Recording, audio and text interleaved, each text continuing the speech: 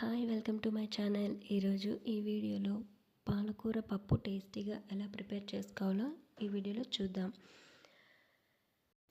ఇప్పుడు ఒక కడాయి తీసుకొని అందులో ఆయిల్ హీట్ అయిన తర్వాత ఒక పావు టీ స్పూన్ జీలకర్ర, 2 ఎండుమిర్చి, 2 పచ్చిమిర్చి, 4 వెల్లుల్లి రెబ్బలు, ఒక మీడియం సైజ్ ఉల్లిపాయ ఇందులో వేసుకోవాలి. ఇవి కొంచెం వేగిన తర్వాత అందులో ఒక టమాటోని చిన్న చిన్న పీసెస్ కింద కట్ చేసుకొని ఇందులో యాడ్ చేసుకోవాలి.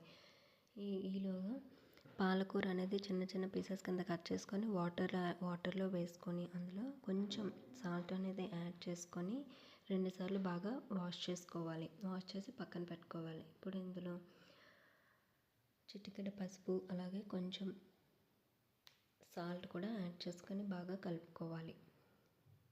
ఈ విధంగా కొంచెం ఫ్రై అయిన తర్వాత ఇందులో ఒక అరకప్పు వరకు పెసరపప్పు అనేది యాడ్ చేసుకొని కలుపుకోవాలి.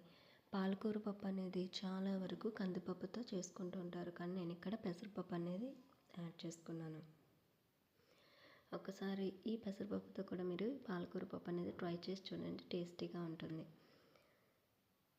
ఈ పప్పు వేసుకున్న కొంతసేపటికి 2 టేబుల్ స్పూన్ కారం కూడా యాడ్ చేసుకొని కారం స్మెల్ రాకుండా ఉండటానికి ఒక 2 నిమిషాల పాటు కొంచెం వేగనివ్వాలి. ఇది బాగా వేగిన తర్వాత మనం కడిగి పక్కన పెట్టుకున్న ఈ పాలకూరని ఇందులో వేసుకోవాలి. చాలా ఈజీగా అయిపోయే ఈ పాలకూర పప్పుని మీరు కూడా ఒకసారి ట్రై చేయండి. అలాగే ఎక్కువ టైం కూడా తీసుకోదు ఇది ప్రిపేర్ చేసుకోవటానికి. ఈ పాలకూర అనేది యాడ్ చేసిన తర్వాత కొంచెం సేపు వేగనివ్వాలి.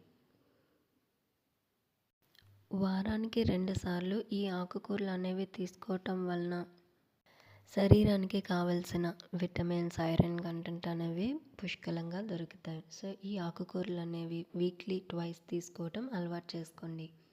చాలామందికి ఉట్టి ఆకుకూరలు అనేవి నచ్చదు. సో అలాంటప్పుడు ఈ ఆకుకూరలతో పప్పు యాడ్ చేసుకొని తీసుకుంటే చాలా బాగుంటుంది. కొంచెం సేపు ఈ విధంగా ఉడికించుకున్న తర్వాత ఇందులో ఈ కూర అనేది మునిగేంత వరకు వాటర్ అనేది యాడ్ చేసుకోవాలి. యాడ్ చేసుకొని ఒక 5 నిమిషాల పాటు బాగా ఉడికించుకుంటే మనకి ఫైనల్గా పాలకూర పప్పు అనేది రెడీ అయిపోయినట్టే. చూసారు కదా, పాలకూర పప్పు అనేది రెడీ అయిపోయింది. సింపుల్గా టేస్టీగా. మీరు కూడా ట్రై చేయాలనుకుంటే ఒకసారి ట్రై చేసి చూడండి. ఈ రెసిపీ మీకు నచ్చినట్లయితే లైక్ చేయడం మాత్రం మర్చిపోద్దు. మరిన్ని రెసిపీస్ కోసం హేమ కిచెన్ అండ్ క్రాఫ్ట్స్ని ఫాలో అవ్వండి. Thank you for watching.